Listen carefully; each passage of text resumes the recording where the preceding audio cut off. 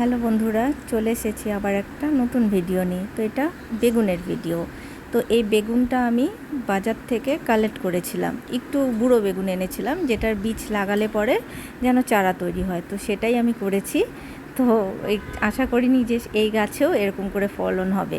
তো দেখছি খুব ভালো ফলন হয়েছে। তোমরা যদি লাগাতে চাও তাহলে এরকম করে ট্রাই করতে পারো, আশা করি তোমাদেরও হবে।